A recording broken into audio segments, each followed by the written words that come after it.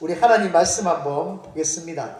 요한복음 21장 15절에서 19절입니다. 요한복음 21장 15절에서 19절까지의 말씀입니다. 우리 다 찾으신 줄 믿고 우리 한 목소리로 합독하겠습니다. 시작. 그들이 조반 먹은 후에 예수께서 시몬 베드로에게 이르시되 요한의 아들 시몬아 내가 이 사람들보다 나를 더 사랑하느냐 하시니 이르되 주님 그러하나이다. 내가 주님을 사랑하는 줄 주님께서 아시나이다. 이르시되 내 어린 양을 먹이라 하시고 또 두 번째 이르시되 요한의 아들 시몬아 네가 나를 사랑하느냐 하시니 이르되 주님 그러하나이다. 내가 주님을 사랑하는 줄 주님께서 아시나이다. 이르시되 내 양을 치라 하시고 세 번째 이르시되 요한의 아들 시몬아 네가 나를 사랑하느냐 하시니 주께서 세 번째 내가 나를 사랑하느냐 하시므로 베드로가 근심하여 이르되 주님 모든 것을 아시오매 내가 주님을 사랑하는 줄을 주님께서 아시나이다. 예수께서 이르시되 내 양을 먹이라. 내가 진실로 진실로 내게 이르노니 내가 젊어서는 스스로 띠뛰고 원하는 곳으로 다녔거니와 늙어서는 내 팔을 벌리리니 남이 내게 띠띠우고 원하지 아니하는 곳으로 데려가리라.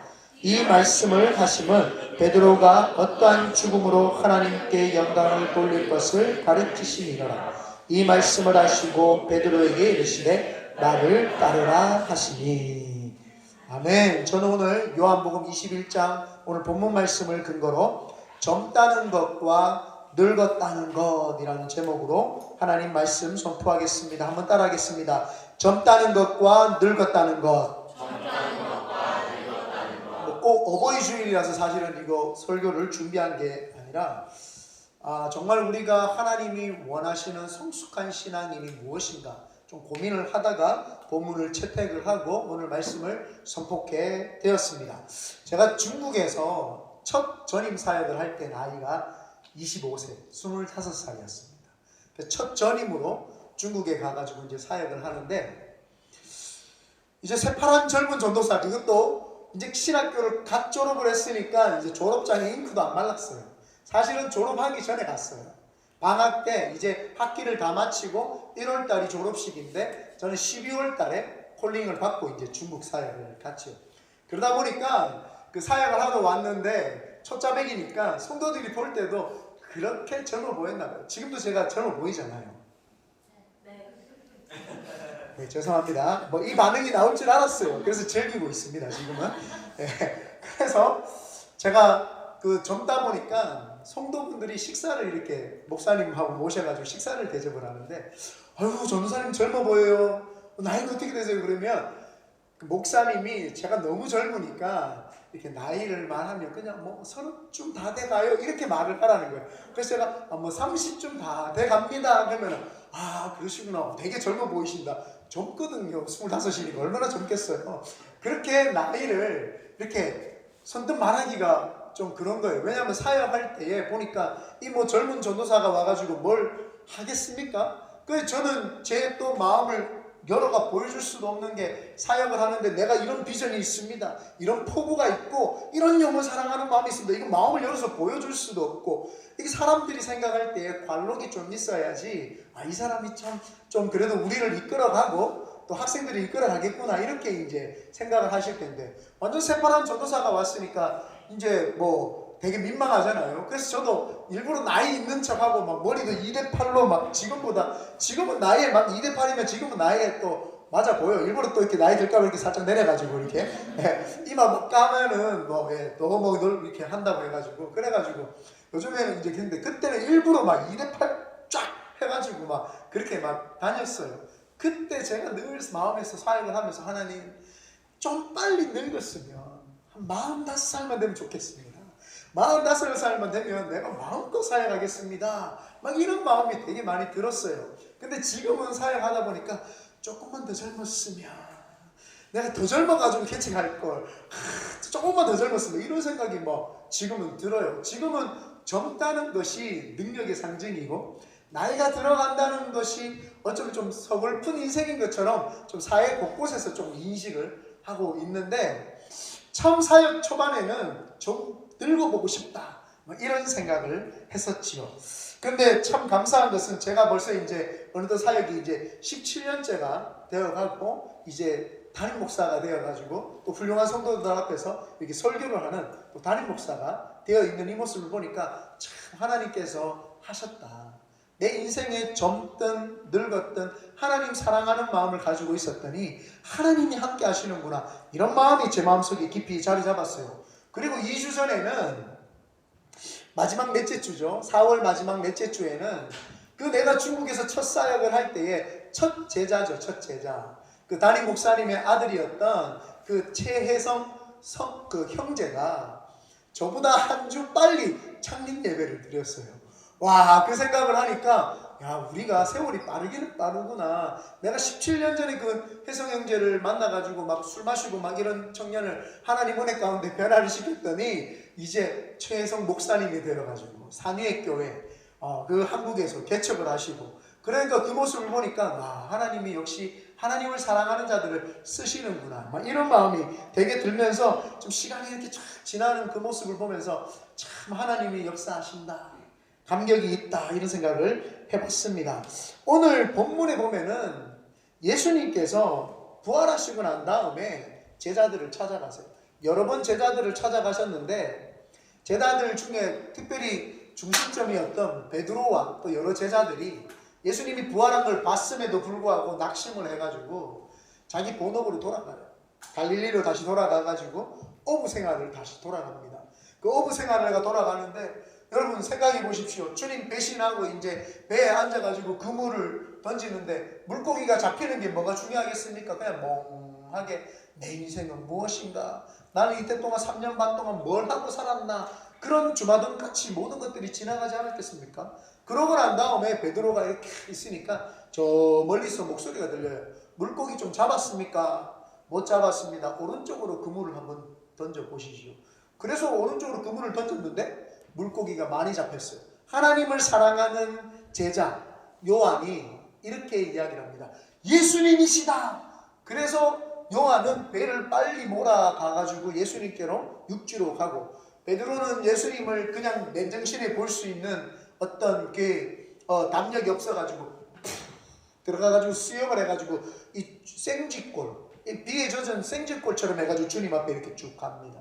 그때 주님이 그 숯불을 쭉 펴놓으시고 조반을 준비를 딱 하셔가지고 물고기와 이렇게 떡을 이렇게 구우시면서 제자들을 두런두런 앉혀놓고 다시 베드로에게 나 사랑하느냐 물어보시는 장면.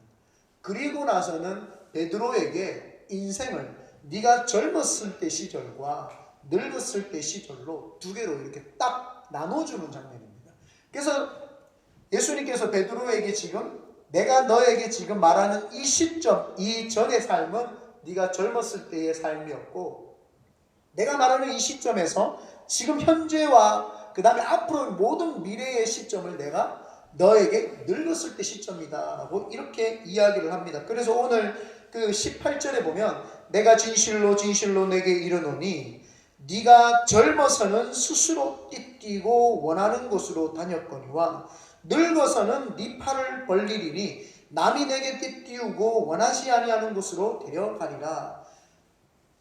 네가 이제는 젊었을 때 삶과 늙었을 때 삶으로 이제 네 삶이 나눠질 것이다 라고 이렇게 이야기를 하는데, 여기에 보면은 좀 특이한 장면이 있습니다. 띠뛰고 원하는 곳으로 다녔거니와, 네가 젊었을 때는 네 스스로 띠뛰고 원하는 곳으로 다녔다.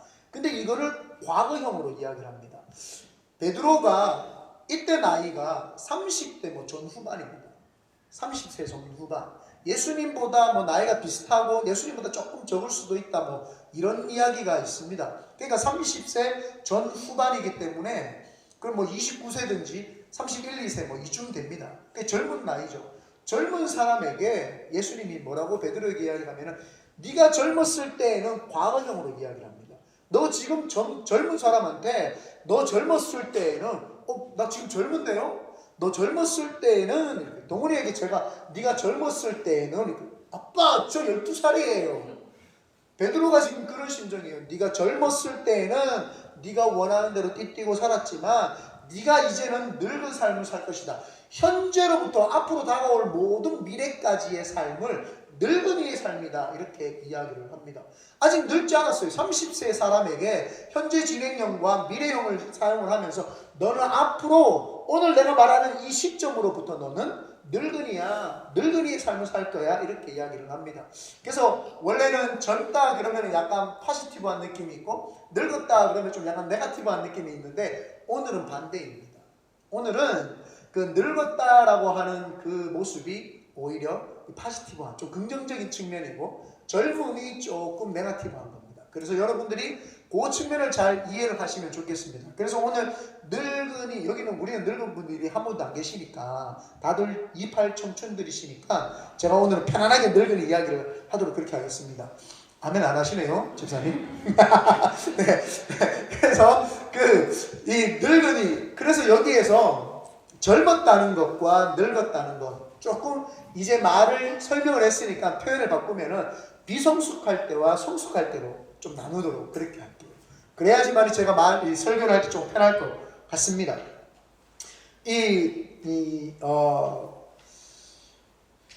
그래서 이 베드로에게 주님이 네가 이제 오늘 이 시점의 삶에서 너는 젊었었던 것들을 버리고 네가 이제 늙은 삶으로 살아가라. 우리가 오늘 이 설교를 통해서 깨달아야 되는 것이 무엇이냐면은 내가 아직 젊은이의 아직 비성숙한 신앙에 머물러 있는지 성숙한 신앙으로 우리가 접어 들어가고 있는지를 우리가 돌아봐야 되고, 우리도 이제 베드로처럼 주님 말씀 앞에서 그 시점으로부터 젊은이의 신앙을 버려버리고 늙은이의 신앙으로 우리가 오늘 돌아가야 될 줄 믿습니다. 그러므로 오늘도 큰 은혜 함께 나누는 시간 되시기를 예수님의 이름으로 축원드립니다. 첫 번째로 사랑을 받은 자가 성숙한 자가 될 수 있습니다. 어른이 될 수 있다는 거죠. 사람은 누구에게나 트라우마가 하나씩 다 있습니다. 또 상처도 또 있기 마련이죠.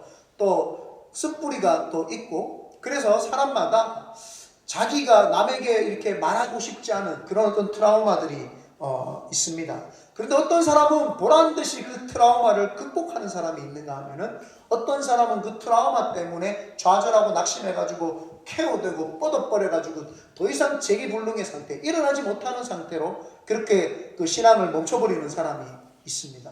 오늘 우리는 주님으로부터 그 트라우마로부터 회복이 돼야 될 줄 믿습니다. 베드로가 예수님을 부인을 했습니다. 근데 부인을 할 때 언제 부인을 했냐 하면은 불을 쬐고 있을 때 부인을 했습니다. 대제사장 뜰에 들어가가지고 베드로가 딱 보니까 사람들이 불을 쬐고 있어요. 새벽이니까 불을 쬐고 있으니까 베드로도 그 불을 이렇게 쬐고 있습니다. 그러다가 사람들이 너 예수님 제자 아니야? 그러니까 불 쬐다가 아닌데요 하고 거짓말을 합니다. 또 불을 쬐고 있다가 너 제자 아니야? 그러니까 아닌데요 라고 하고 또 부인을 합니다. 그리고 다른 곳에 가서 불을 쬐고 있는데 또 너 예수님 제자 아니야? 내가 저 사람을 저주하고 주님을 내가 모른다고 이야기를 하면서 배신을 하죠. 그래서 베드로에게 그때 배신을 하는 순간 닭이 울고 예수님하고 눈이 마주칩니다. 예수님이 퉁퉁 부은 눈과 예수님이 사람들에게 모욕당한 그 눈으로 베드로를 딱 쳐다보는 순간 베드로와 눈이 마주치죠. 그때 베드로가 자기 자신을 통탄하면서 내가 주님을 사랑한다고 고백했는데 이렇게 배신하는구나 해가지고 그 대제사장 뜰에서 나가가지고 몸부림을 치면서 울고 또 울었습니다. 베드로에게 트라우마는 배신이라는 단어만 들어오면은 그는 늘 가슴이 졸고 아팠습니다. 그리고 베드로에게 환경적인 트라우마는 뭐야? 불 쬐는 장면입니다. 불 쬐는 장면. 그래서 요한복음 18장 25절에 보면 시몬 베드로가 서서 불을 쬐더니 사람들이 묻되 너도 그 제자 중 하나가 아니냐? 베드로가 부인하여 이르되 나는 아니라. 베드로는 배신이라는 단어와 불 쬐는 장면만 연출이 되면은 트라우마가 생기는 거예요. 자꾸 그때 배신했던 장면들이 떠오르는 거예요. 불만 보는 순간.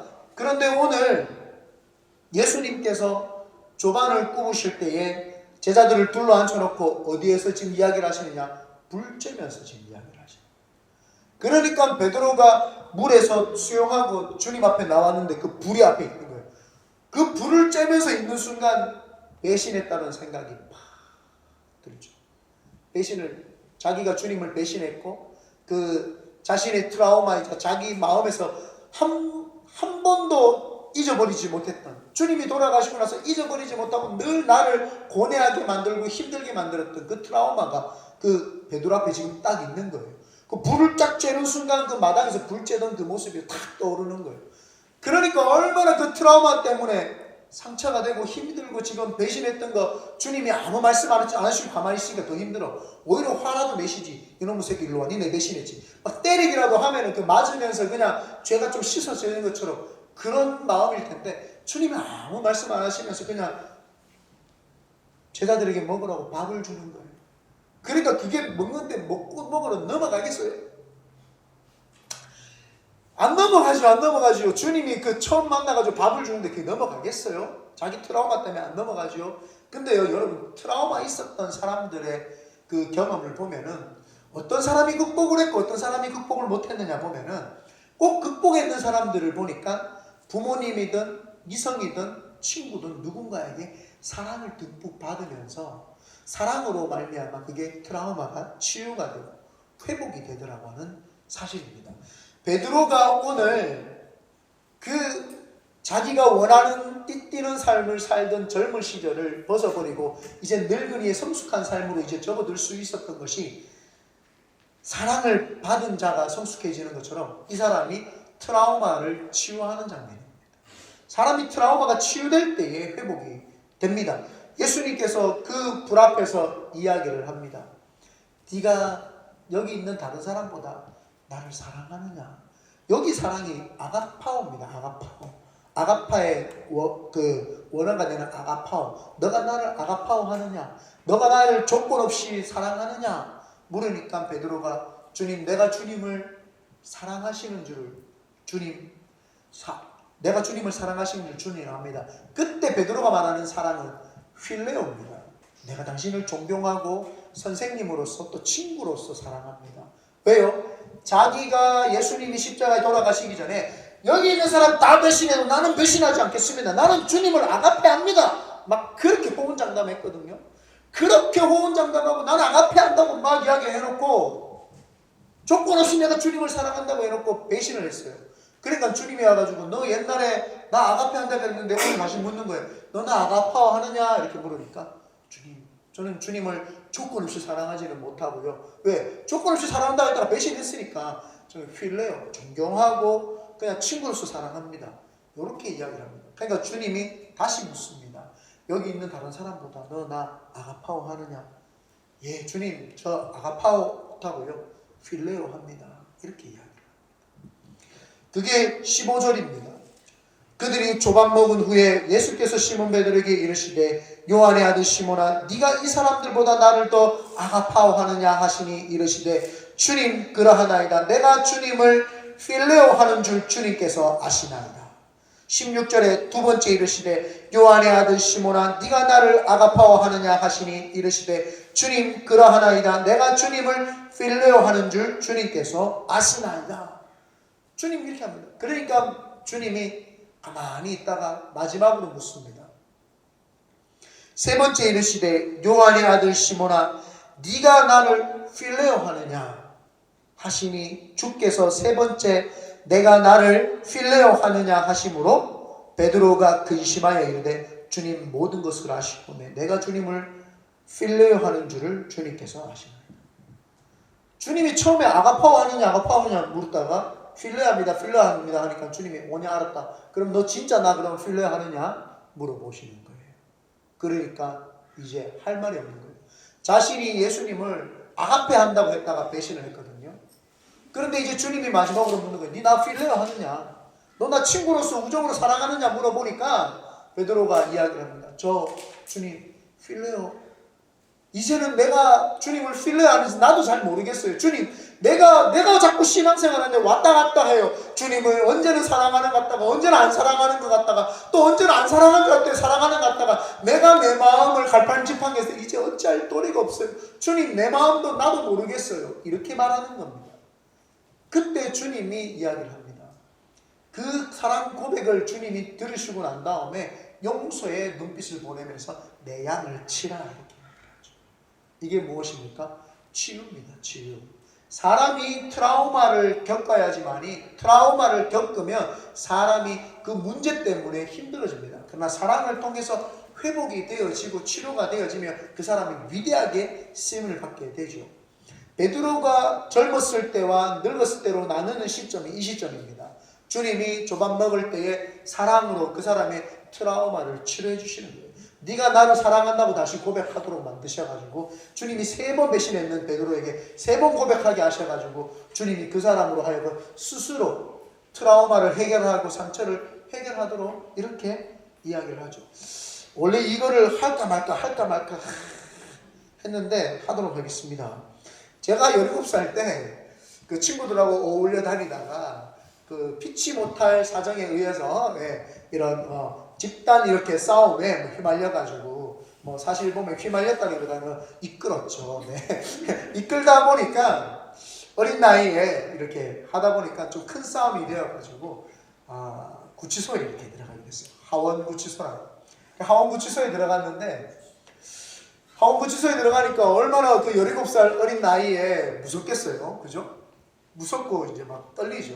그런데 거기 가서 담대하게 해가지고 한 100일 정도를 살면서 이렇게 나왔어요. 그래가지고 이제 살았는데 하나님을 믿지 않을 때 그렇게 방황을 하면서 그 하원교도소에서 100일 동안 살았던 것이 제 마음에 늘 트라우마인 거예요. 학교가요. 하원교도소 옆에 있었어. 고등학교를. 왜 또 고등학교를 글로 갔는지 몰라요. 남녀공학이었거든요. 예, 대원고등학교라고 남녀공학 우리 대구에서 1호였어요. 그래서 제가 남녀공학이라고 갔더니 그 교수 앞에 지나갈 때마다 괜히 내 마음이 싱숭생숭해지고 트라우마가 생기고 이상한 거예요. 내가 저곳에 있었었지. 지울 수 없는 스타였어요. 지울 수 없는 흔적이었어요. 아무리 지우려고 해도 지워지지가 않는 거예요. 그런데 제가 예수를 믿고 변화가 되어가지고 간호조무 시험학원을 쳐가지고 간호조무사 시험을 쳤어요. 수술실에 들어가고 싶어가지고. 그래가지고 수술실에서 어시스트를 하고 있는데 이번 주에 어디 검진을 가는데 남자가 필요하대요. 그래서 제가 피도 뽑고 혈압도 재주고 바이탈 사인을 해야 되니까 남자가 필요하다고 해가지고 이제 갔죠. 갔는데 거기가 황원교도소에 있었어요. 2,000명의 재소자들을 일주일 동안 피를 뽑고 바이탈 사인해주고 막 해주는데 그때 주님이 저한테 말씀하시더라고요. 네가 여기 있었지. 내가 네를 통해서 이 사람들을 치료해 주는 거야. 혼자 얼마나 울었는지 모릅니다. 내가 그 길을 그 죄수복을 입고 수갑을 차고 걸어갔던 그 길에 내가 의사가운 같은 거를 다 입고 내가 복음을 그들에게 전해주면서 거기서 내가 치료하고 있더라고요. 와, 그 모습을 생각하는데 내가 혼자 얼마나 우는지 몰라요. 울면서 하나님 내 같은 거를 이렇게 사용해 주시는군요. 내 트라우마를 하나님 싹 지워주시는군요. 그때 사람이 성숙해지는 거예요. 베드로가 젊었을 때에 띠띠고 자기가 원하는 삶을 살다가 주님을 다시 만나가 주님이 그 트라우마를 해결해 주시니까 이제 늙었을 때 성숙한 삶을 살 수가 있게 되는 거예요. 여러분 신앙생활을 할 때요. 사랑받은 자가 성숙한 자가 돼요. 사랑을 받은 적이 없는 자는요 성숙할 수가 없습니다. 내가 치료를 받아봤어야지 남을 치료해 줄 수 있지요. 내가 주님을 직접 진하게 만나보고 주님을 진하게 만나가지고 그분의 사랑을 깊이 경험을 해봐야지 남한테 그 사랑을 증거해 주지요. 내가 남한테 그 사랑을 증거하지 못하는데 내가 주님의 사랑을 받은 적이 없는데 어떻게 그 사랑을 증거할 수 있겠습니까? 베드로가 그 시점에서 주님이 그 시점에서 네가 젊었을 때와 늙었을 때 나눠줄 때 그 시점에 주님이 그에게 트라우마, 사랑을 통해서 트라우마를 해결해 주시는 장면이 있더라는 겁니다. 우리가 성숙해지기 위해서는 내 속에 있는 상처와 트라우마가 해결이 돼야 되는구나. 여기 누구든지 아마 작은 상처와 트라우마들이 있으리라 생각을 합니다. 오늘 그걸 주님 앞에서 해결받고 치료받아야 될 줄 믿습니다. 두 번째로 어떤 사람이 회복의 삶을 사느냐? 사명을 받으면 사람이 성숙해집니다. 사명을 받으면 이제 세상에 아무짝에 쓸모없던 사람이 누구였냐면 베드로, 야고보, 요한 이 사람들입니다. 이 사람들은 비전이 없었어요. 일자무식에다가 글도 못 읽었어요. 그러다 보니까 이 사람들은 할 일이 어부밖에 없어요. 어부가 할 일이 뭐예요? 하루 벌어 하루 먹고 사는 일 아닙니까?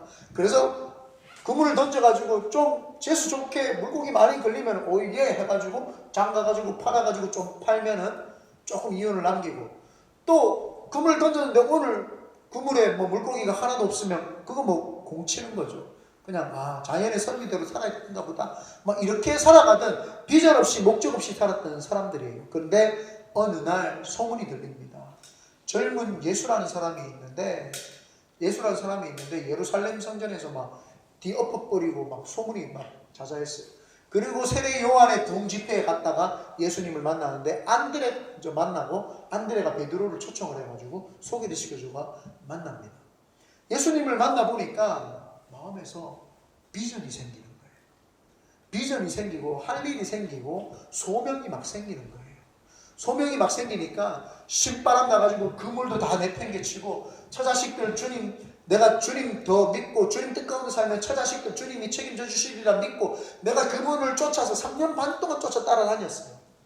그러니까 얼마나 이들에게 할 일이 있고 이 사명이 있으니까 얼마나 이 사람들이 사는 삶이 행복했고 즐거웠겠습니까? 그런데 자기가 따르고 의지했던, 늘 곁에 계셨던 그 주님이 이제 십자가에 못 박혀 돌아가시게 됐어요. 그러니까 갑자기 그 정신이 번쩍 드는 게 본전 생각나는 거 아닙니까? 내가 3년 반 동안 괜히 따라다녔다. 3년 반 동안 일했어도 돈을 얼마 벌 텐데, 내가 3년 반 동안 그거 때려치우고 공부라도 했었으면 내가 어부에서 세일이라도 했을 텐데, 내가 본전 생각이 나고 막 머릿속에서 막 복잡한 거예요. 그러니까 갑자기 주님의 제자라는 게 창피하기도 하고 사람들 배신을 하고 숨기도 하고 그랬죠. 그래가지고 자신이 꿈도 없이 아무것도 없이 살아갔던 그 인생 가운데 갑자기 이제 주님이 다시 찾아와가지고 베드로를 부르시고 난 다음에 베드로에게 사명을 주시죠. 아까 전에 우리가 15절, 16절, 17절에 보면은 어린 양을 먹이라, 내 양을 치라, 내 양을 먹이라, 이렇게 3번 이야기를 해 주십니다. 사명이 있었다가 없어졌던 사람들에게 다시 사명을 부여해주는 순간 그 사람이 성숙해지죠. 내가 어떻게 살며 어디로 와서 왜 살며 어디로 가는지 알지 못하고 방황하다가 가야 될 목적과 사명을 확립하는 순간 그 사람이 다시 성숙해지는 거예요. 이제 할 일이 생겼으니까 다시 어부로 돌아갔던 그들에게 그거 어부 다시 내려놔. 원래 어부했던 그들에게 주님이 그물을 버리라고 했는데 다시 어부로 갔던 그들에게 다시 내려놔. 그거 내려놓고 나를 따라. 내 양을 먹여. 내 양을 쳐. 내 양을 먹여. 이렇게 사명을 줍니다. 여러분, 세상에요 쓸모없는 사람은 단 한 사람도 없습니다.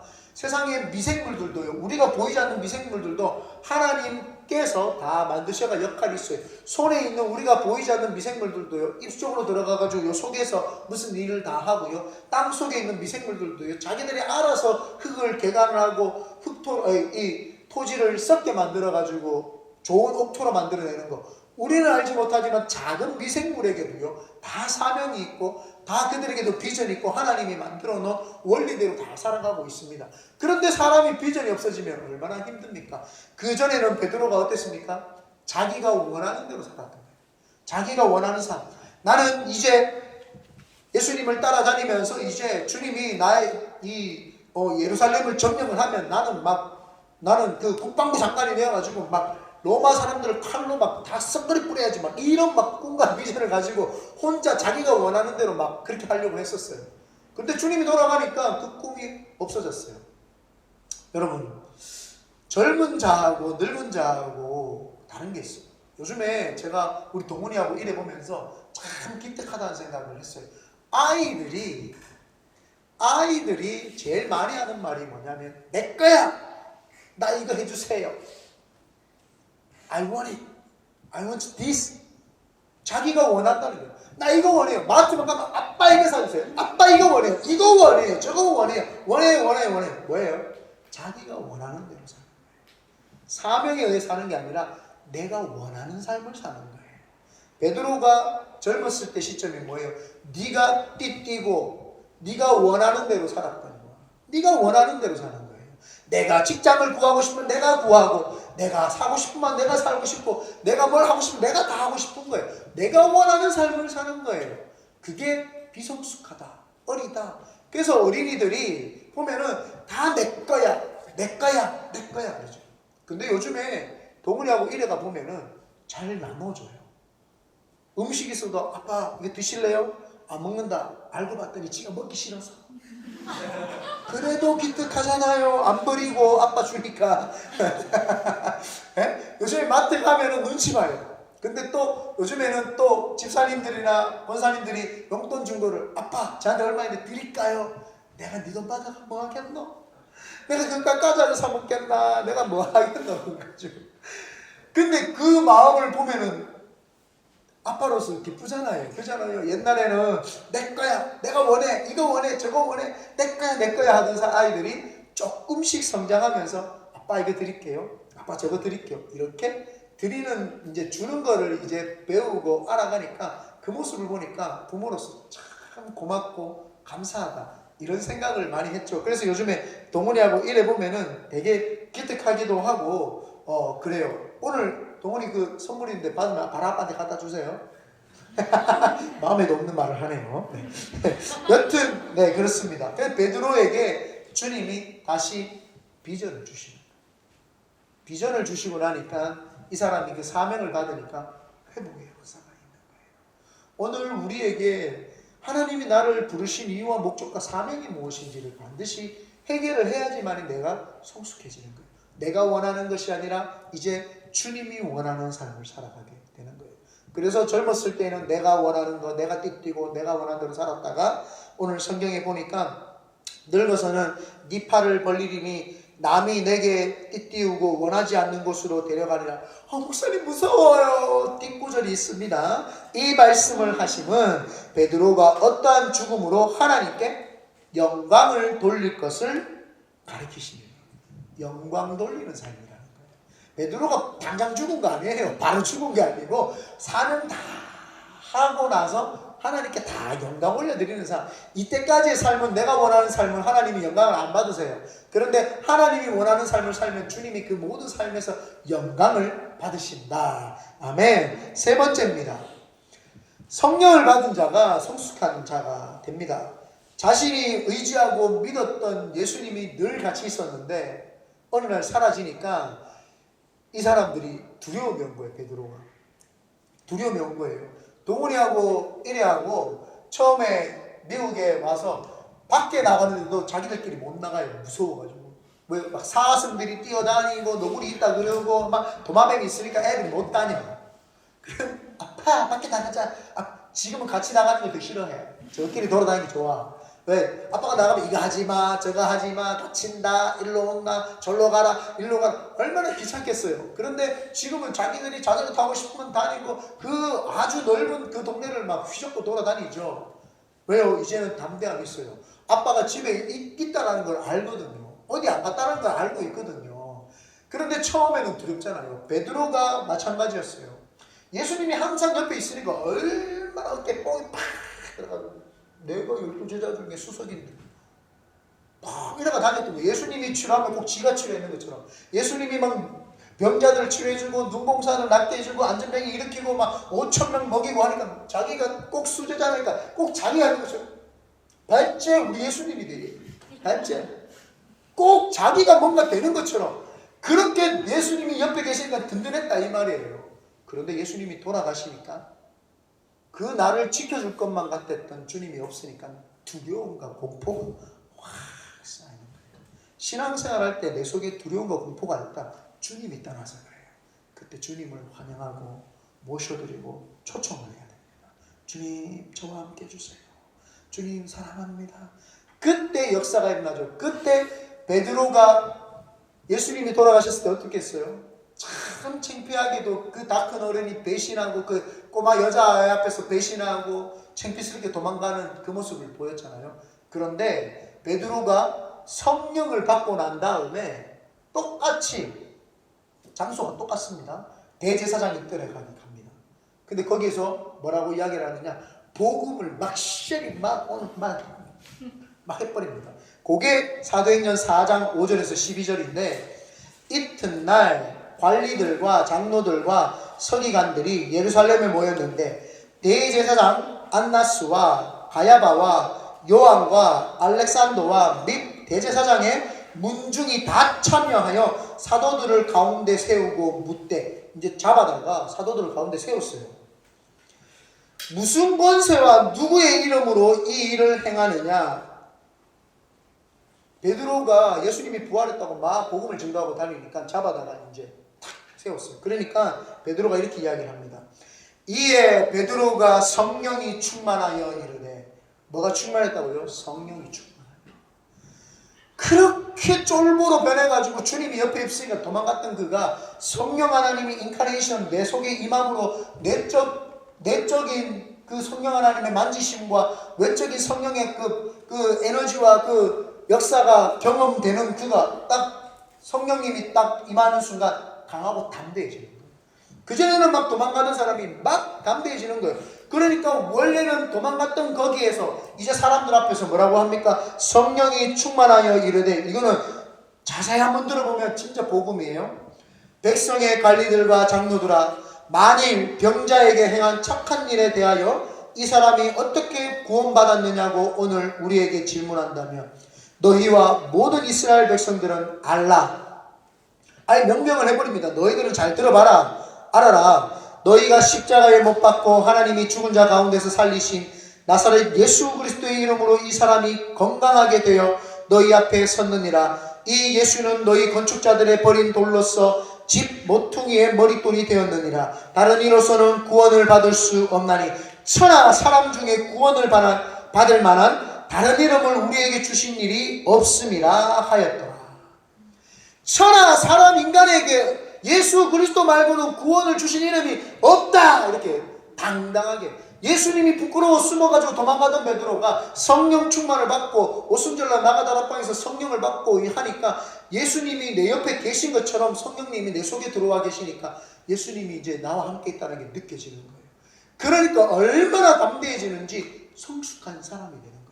그전에는 내가 원하는 대로, 성령 하나님이 없으니까 내가 원하는 대로, 내가 하고 싶은 대로 살았던데 성령 하나님이 임하니까 사명이 생겨지고 그 사명에 의해서 성령님과 함께 이끌림 받으니까 당당한 거예요. 성령님이 내 옆에서 네가 할 수 있는 말이 아니라 내가 네 입에다가 말을 집어넣어 줄 테니까 네가 해라. 베드로가 일자무식이 얼마나 말을 잘하는지 공회원에 이 사람들이 다 모여가지고 이가 갈릴리의 어부 출신 무식한 사람이 아니냐, 어찌하여 이렇게 말을 잘하느냐, 이렇게 이야기를 합니다. 왜요? 성령을 받으니까. 성령 하나님 임하시니까 강하고 담대함이 생기는 거예요. 말을 하면은 성령 하나님이 그 말 입술을 통해서 역사를 하는 거예요. 그러니까 능력이 나타나는 거예요. 그래서 우리가 개척하기 전에 제가 우리 보도 멤버들하고 모여가지고 매번 했던 말이 그거예요. 그 엘리야가 말했던 그 말을 우리가 해라. 하나님이 살아계신 것과 하나님이 내 하나님인 것을, 나의 하나님인 것을 많은 사람들이 알게 하여 주시옵소서. 많은 사람들이 알게 하여 주시옵소서. 왜요? 성령 하나님이 임한 사람은요, 말한 대로 되는 거예요. 말하는 대로 역사가 일어나는 거예요. 오늘 우리가 로스 알토스에서 예배 드리는 거, 이거 당연한 역사입니다. 왜요? 성령 하나님이 계시거든요. 제가 설교를 하면서 이렇게 이야기를 했어요. 우리는 샌프란에서도 오기 편하고, 우리는 산호세에서도 오기 편한 중간에 여기 참 마운틴뷰하고 여기 좋은데 여기가 되면 좋겠다. 말한 대로 하나님이 해주시는 거 아니에요. 나는 모든 교회를 빌리는 사람들이 오후 예배를 드리는데 우리는 오전 예배를 드리고 싶다. 나는 정상적으로 오전 예배를 하나님께 드리고 싶다 했더니 하나님이 오전 예배를 드리게 해주시죠.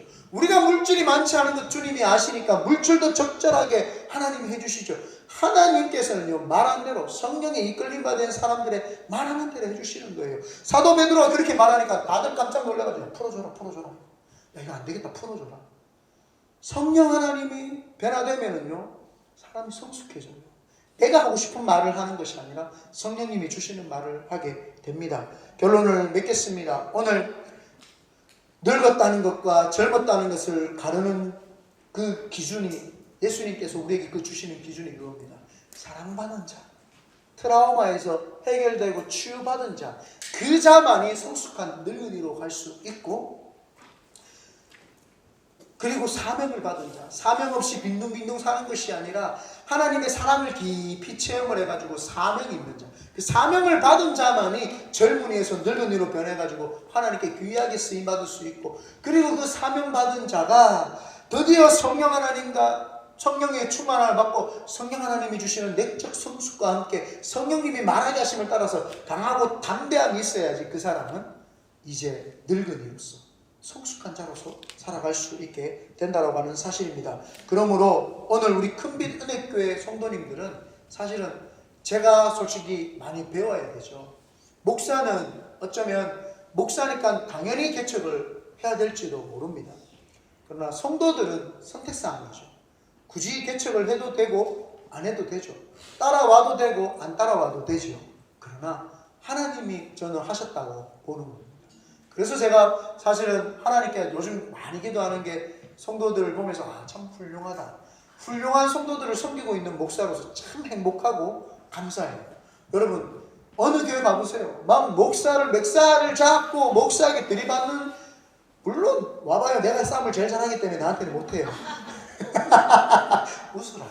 네, 하여. 그리고 어떤 데는 막 목사를 못 잡아먹어서 돈을 얼마 썼니 전 썼니. 물론 저는 뭐 우리 돈이 어떻게 쓰이는지 보지도 않고 관심도 없지만 막 목사를 막 그렇게 힘들게 하고 어렵게 해요. 오늘 우리 교회 성도들은 뭐예요? 목사 한마디면 하면은 다 순종하고 따라가고. 아니 특별히 우리 전도사님들, 용현 전도사님, 보라 전도사님, 중록 전도사님, 승현 전도사님, 전도사 이름이 많으니까 어디 있는 태아 전도사님 이름 불러. 얼마나 처음부터 이분들이 적극적으로 해주는지 너무 감사하죠. 진짜 내가 솔직히 말은 좀 투박하고 경상도 보리문디다 보니까 사랑합니다, 축복 이런 말 잘 못해서 그렇지 마음속으로 되게 고맙고 감사하게 생각을 해요. 이 설교가 사실은 하나님께서 우리 성도들에게 너희들 참 이렇게 잘 살아서 참 성숙하다 이 말을 해주시는 것 같아요.